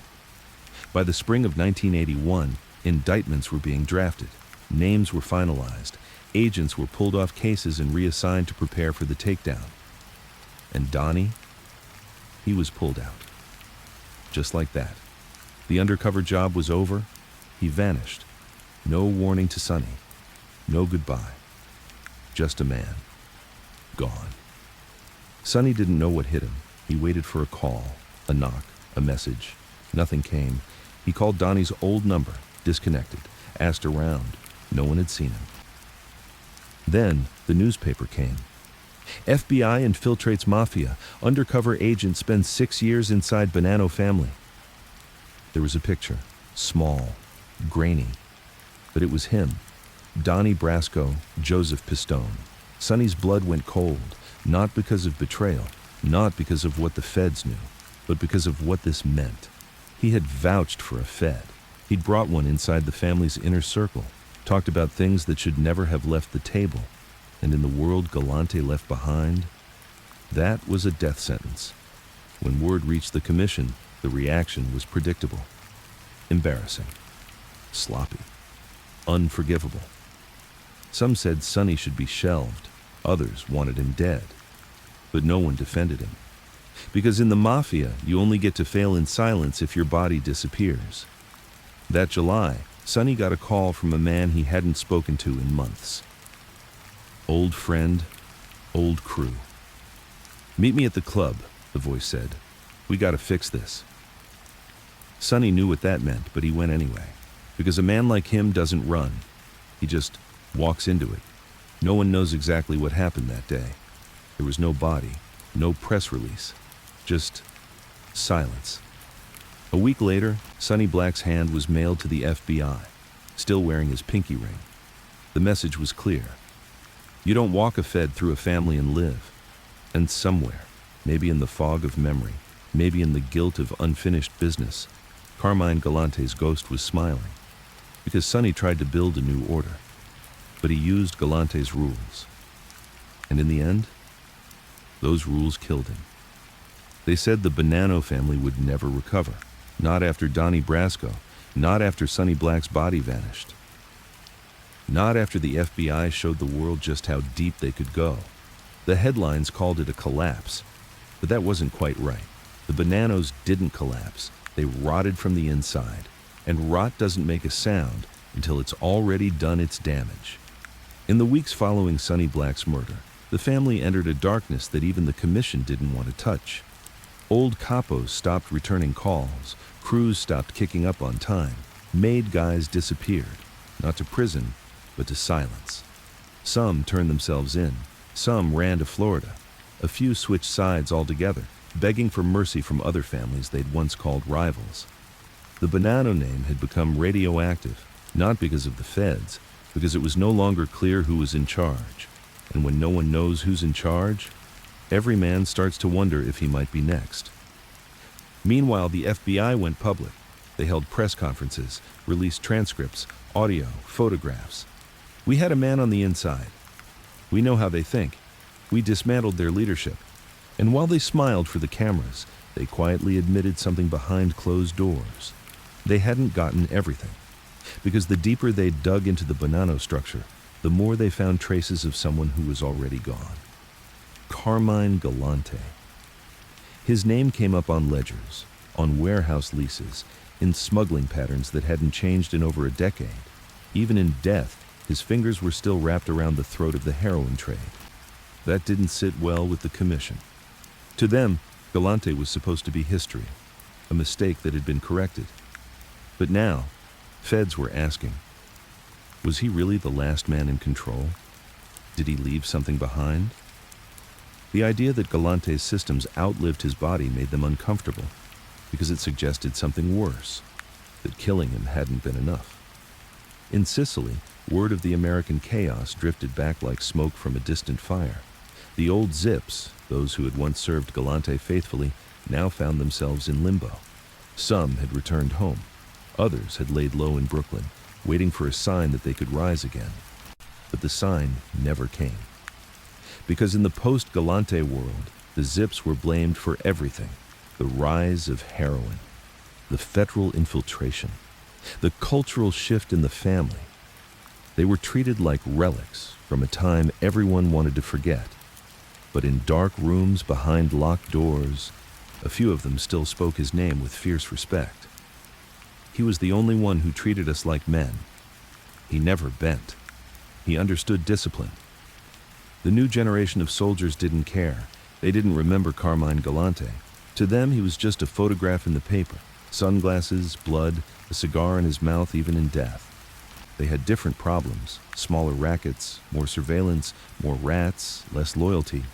They moved like ghosts without structure, drifting from scheme to scheme, unsure if they were building something or just trying to stay out of prison. And in the silence that followed the takedowns, one truth became hard to ignore. They missed the architecture. They missed the order, even if they feared it.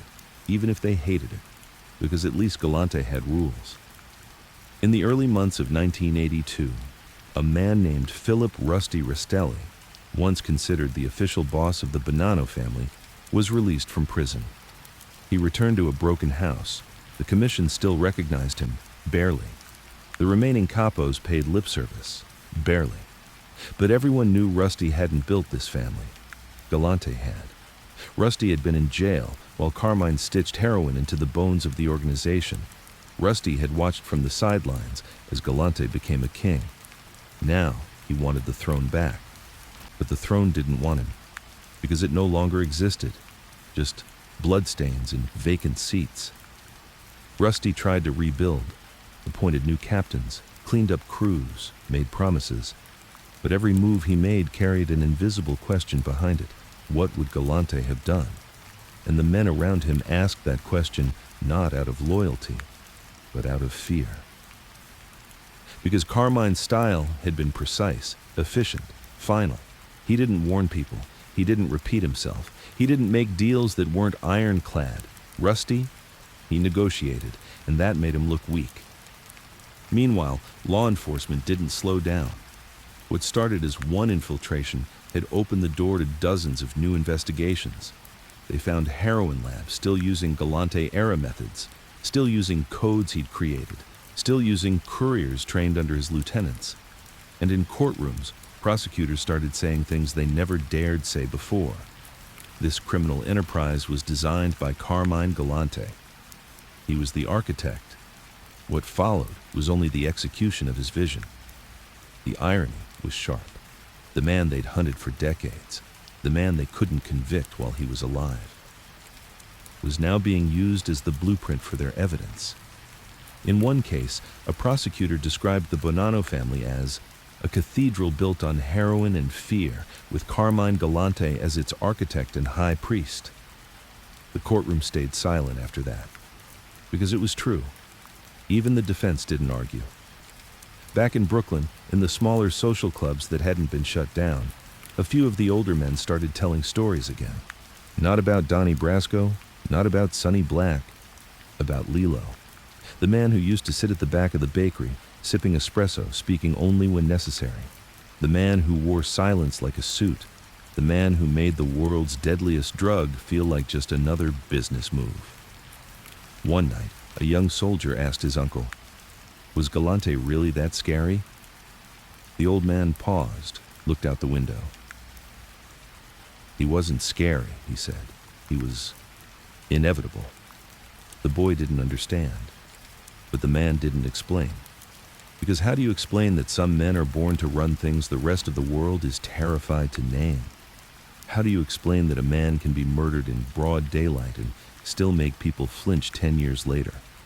How do you explain a legacy that never asked to be remembered, just obeyed?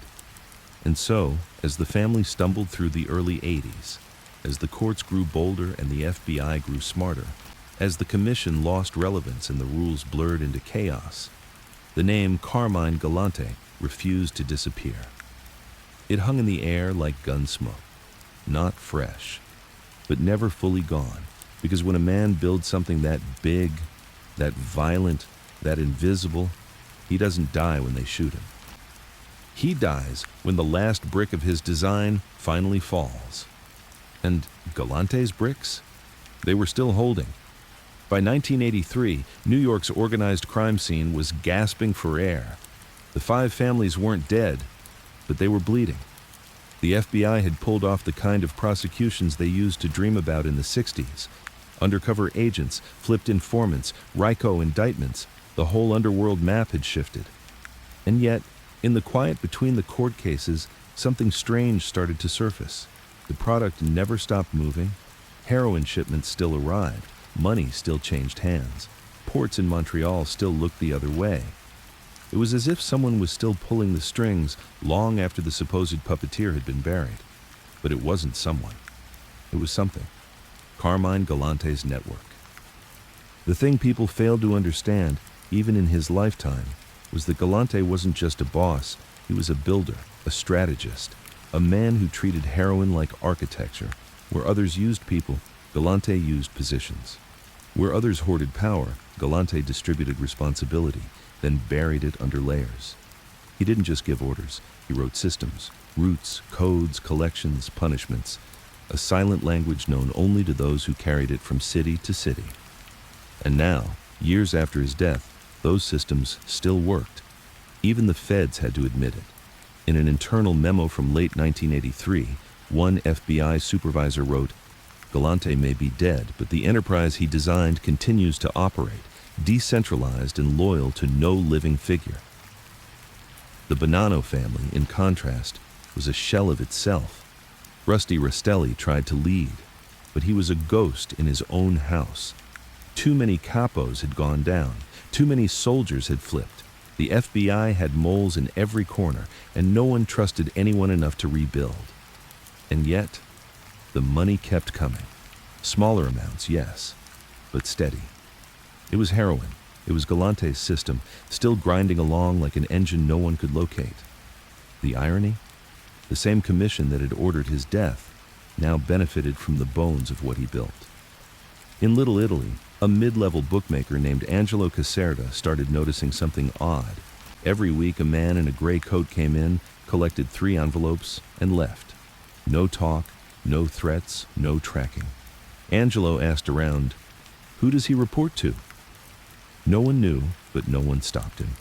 Because whatever this man represented, he was part of something older, older than Rastelli. Older than the Commission's current pecking order, a part of the Ghost Network. That's what they started calling it. Galante's Ghost Network. Not a family, not a crew, just a system, running silently, relentlessly. Across the river in Newark, the pattern repeated. A shipping crate arrived marked as dried fish. Inside, 3 pounds of pure heroin in vacuum-sealed bricks. No names, no traceable markings. Just the same customs codes Galante had used since the 1960s. The port officials? They knew better than to ask questions. They'd been trained long ago by men who didn't carry guns but carried ledgers. And that's when investigators began to understand something chilling. The men who replaced Galante weren't even trying to take credit. They were just maintaining his design. At FBI headquarters, a young analyst named Benjamin Torres pulled reports from the last 10 years. He mapped out routes, timing, busts, and missed shipments. And what emerged wasn't just a smuggling ring. It was a grid. Tight, predictable, self-correcting. Where one node failed, another activated. Where one courier vanished, another filled the role.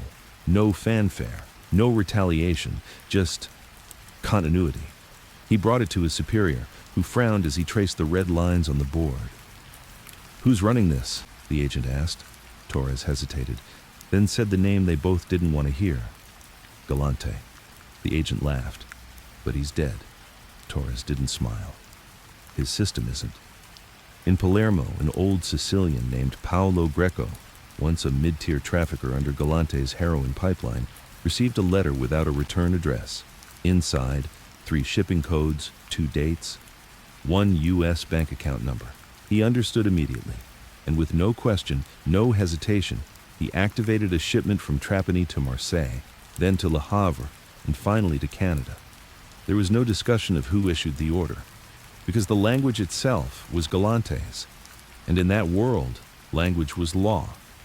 The FBI began calling it the Ghost Loop, a self-sustaining trafficking network. No boss, no center, no ego, just procedures. Some agents believed Galante had built it with the intention of running it posthumously, a kind of immortality not through myth, but function. Others said it wasn't his ghost, just smart criminals using old methods. But either way, the conclusion was the same. You kill the man. You don't kill the map. Meanwhile, among younger mobsters, Galante's name was back. Not with reverence, not with resentment, but with curiosity. They read about him, watched old news clips, saw that image, the sunglasses, the blood, the cigar still between his teeth. "He died like a don," one young associate whispered in a Bushwick bar. "Died like a man who didn't flinch," another answered. "But more than that," said a third, tapping his temple. "He died with the playbook still running." That stuck. The playbook. That's what they started calling it.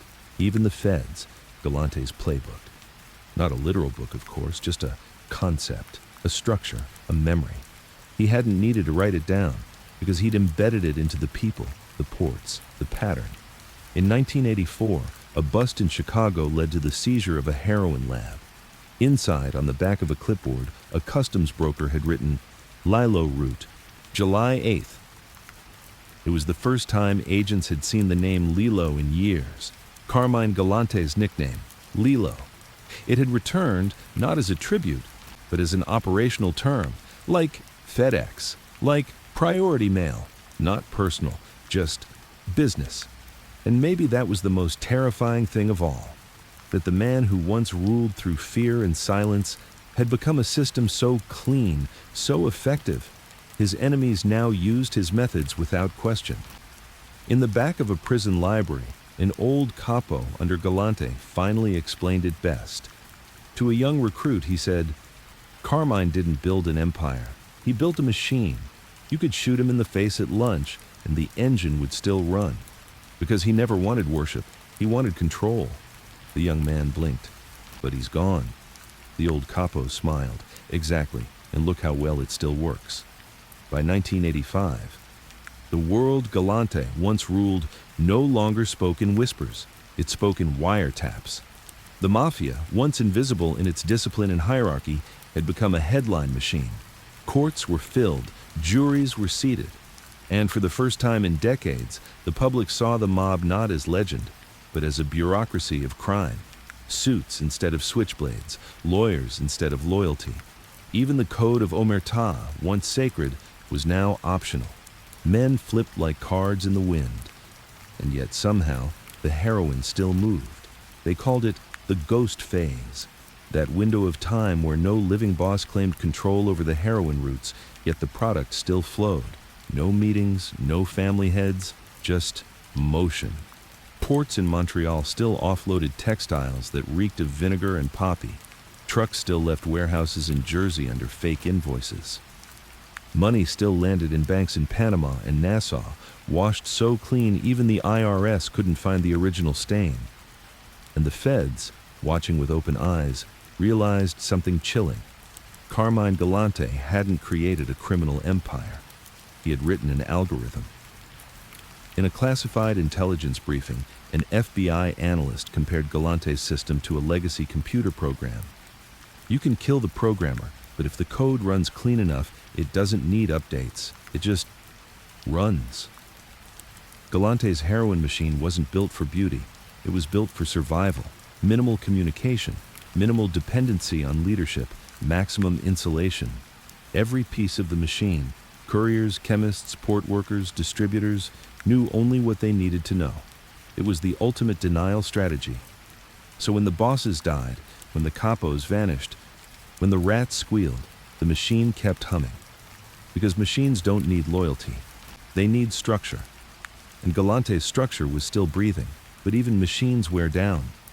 In 1985, a bust in Montreal led to the arrest of Jean-Claude Marchand, an aging French-Canadian middleman who had quietly served as a customs fixer for nearly 20 years. He didn't talk much at first, but cancer was eating him alive. And when offered medical clemency and a return to France, he agreed to cooperate. What he shared wasn't explosive, but it was haunting. We had a box of codes, he said. Red meant Doc 8, green meant Doc 3. We never saw a boss, just schedules, just money. When asked where the instructions came from, Marchand shook his head. We called it the Lilo clock. It just kept ticking. Across the Atlantic, in Sicily, a similar thing was happening. The once loyal Zips, who had returned home after Galante's death, found themselves increasingly alienated. Cosa Nostra in Palermo no longer respected the American tie. Too much press, too many rats, too many deals with governments. The Sicilian bosses began looking elsewhere, at Nigerian traffickers, South American producers, Balkan smugglers. Galante's transatlantic pipeline, once the gold standard, became a risk. And so they quietly pulled out, not with ceremony, just silence. And in that silence, the first crack formed in Galante's architecture. In New York, the commission had its own problems. The Mafia Commission trial of 1985 had landed hard. Bosses from 4 families convicted, long sentences, newspapers filled with mugshots and quotes. Suddenly, being a Don wasn't romantic.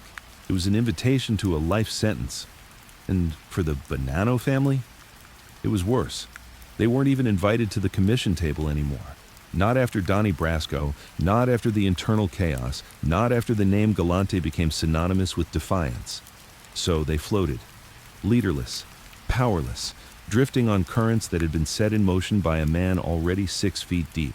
And yet, the heroin moved. Even in 1986, a full 7 years after Galante's death, a DEA seizure in Texas found 12 kilos of high-grade heroin wrapped in wax paper, the same kind used in Marseille under Galante's specifications. They found notes, codes, nicknames no longer attached to living people, but the roots still made sense. They traced the pipeline back to Montreal, then to Le Havre, then to Palermo. But at the center, nothing. No name, no face, just a hole where the boss used to be. Investigators began calling it the Hollow Empire, not because it was gone, because it was bossless, like a haunted house with all the lights still on. Some believed a new figure would rise to claim it.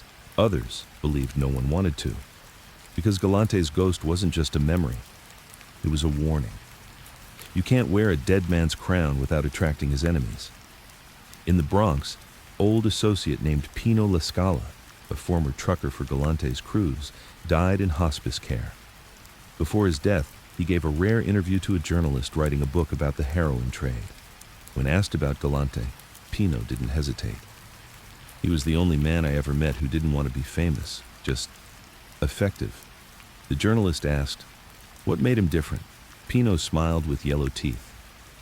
He taught us not to trust people, only processes. People flip, processes don't. And maybe that's why, even as the process began to finally weaken, no one celebrated. Because in the back of everyone's mind, cop, crook, or civilian, there lived an understanding. Carmine Galante didn't die for nothing. He died because he succeeded. But even machines have limits. By late 1986, enough parts had failed. Too many nodes had gone missing. Too many whispers had been caught on tape. Too many roots now watched. Too many old men turning state's witness from hospital beds and jail cells. The pipeline slowed. The packages stopped arriving on time. Bank accounts were frozen. Customs agents were flipped. And like a machine choking on its own age, Galante's empire, the last true monument to a different kind of underworld, began to stall. And still, even in its final coughs, it refused to scream. There were no turf wars, no high-profile betrayals, no desperate grabs for power. Because the ones who understood Galante's system the best, they knew when to let it die. Not with a bang, but with respect, with silence, with the understanding that it had lasted longer than it should have, and that was enough. In a federal report dated 1987, a DEA analyst wrote, Galante's network, once described as the invisible backbone of the global heroin trade, appears to have dissolved. No central figure has replaced him. What remains are fragments, ghosts of roots and whispers of structure. But the body is cold. That was the final note, the last page of a file that spanned 40 years. No final arrest, no ceremonial collapse, just the hum of something ending without an audience. And maybe that was the way Galante wanted it, not remembered with flowers or photos, but with fear, with respect, with an absence that felt heavy even decades later. Because men like him don't fade, they just vanish, and leave the world wondering why everything still runs just a little colder in their shadow. By 1987, the last of the Galante couriers had gone underground. Some vanished into foreign ports, creating old routes for new lives. Some were arrested and never spoke. A few simply disappeared, names scrubbed from ledgers, faces erased from memory. And yet, the system they had once served, a system built in the silent mind of a man who died with a cigar in his mouth, had taken longer to collapse than anyone expected. No gunfire, no mob war, no dramatic closing act. just silence. The kind that means something important has ended, but no one knows how to say goodbye. There was no funeral for Galante's empire, no wreaths, no gravestones, just missing money, shuttered warehouses, and a few stubborn whispers in coffee shops where the stools hadn't been wiped clean in years. He ran it like a religion. No one's done it cleaner since. He scared bosses without saying a word. The new generation didn't care. They had their own problems. RICO, surveillance vans, dry rackets. But every now and then, someone younger would lean into a conversation they weren't invited to and ask, who was Lilo? And the old-timers would go still for a second, not to remember, but to choose their words. Because with Galante, it wasn't what you said that mattered. It was what you left out. One of the last real threads connecting Galante's name to modern operations came in 1988. During the testimony of Salvatore Lucky Sal Caruso, a mid-level Bonanno associate who flipped to save himself from a 30-year heroin sentence. He'd been around during the Galante years, never a key player, but close enough to see the gears turning. During his testimony, a federal prosecutor asked a simple question. How did the heroin get here? Sal adjusted his tie. He looked tired, like a man who'd been running his whole life and finally stopped caring who caught him. We didn't ask, we just moved it. But you must have known someone was controlling it. Sal smiled, soft, sad. Yeah, we all knew. It was Lilo. It was always Lilo. Even after his death? Especially after. That statement, especially after, stuck. It found its way into court transcripts. It became a quote in newspaper headlines. And for a brief moment, Galante's name lit up again. Not as a criminal, but as an architect who built something too efficient to bury. The public didn't understand it, but the underworld did. Because in a life where names fade and deals are broken with bullets, to still be feared years after death, that was immortality. In 1989, the bakery Carmine once used as his headquarters in Queens was sold to a real estate developer. It had been abandoned for years. The new owner planned to turn it into a cafe, trendy, upscale, clean. During renovations, the workers found a room in the back, false wall, no door, just a crawl space.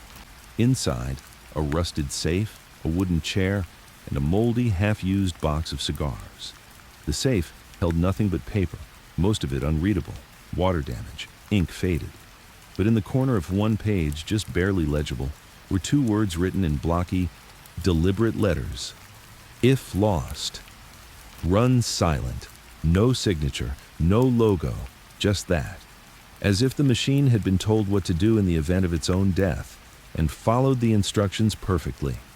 In the 1990s, the mob lost its grip on the city.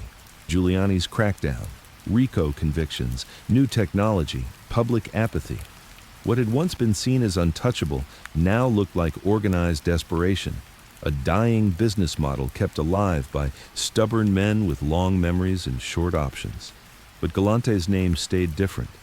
He wasn't a Gotti, wasn't a flamboyant star of the tabloids, wasn't an attention addict. He was a shadow. And in the underworld, shadows last longer than neon. In 1993, a book was published titled The Silent King, Carmine Galante and the Invisible Empire.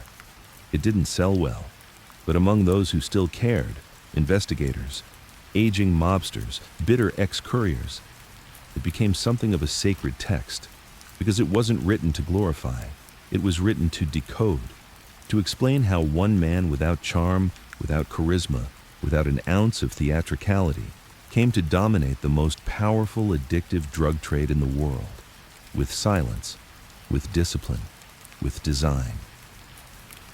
The author, a former DEA analyst named Walter Mahoney, ended the book with a single quote. Most men want to be remembered for what they did. Galante wanted to be remembered for what he built. He got both, but what he built outlived him. And that is something most kings never get. That same year, in a bar in Palermo, a young Sicilian upstart poured a drink for his mentor, an old man with eyes too tired to blink often. They talked business, then history. And when the kid brought up the American bosses, the mentor waved him off. Gotti was noise, Castellano was soft, Colombo bled too easy. The kid leaned in. What about Galante? The old man paused, lit a cigarette, blew the smoke out slow. Galante, he said. He was a wall. You couldn't climb it, couldn't break it. You just prayed it didn't fall on you. Now, in the present, years later, few speak his name. But in every shipping route that runs quiet, in every room where no phones are allowed, in every operation that leaves no trace, Carmine Galante lives. Not in blood, not in stone, not in songs or stories, but in method. Because in the end, that's what he really built. A way to think, a way to move, a way to win without ever needing to raise your voice. He never wanted fame. He wanted efficiency.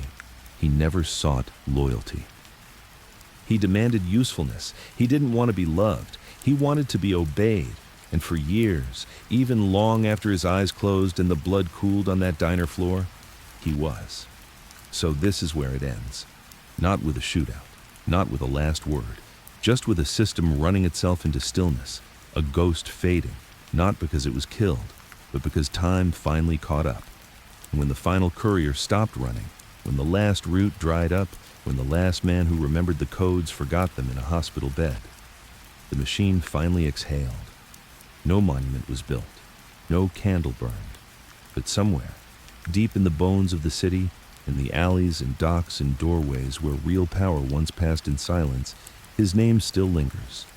Not as a threat, not as a memory, as a blueprint.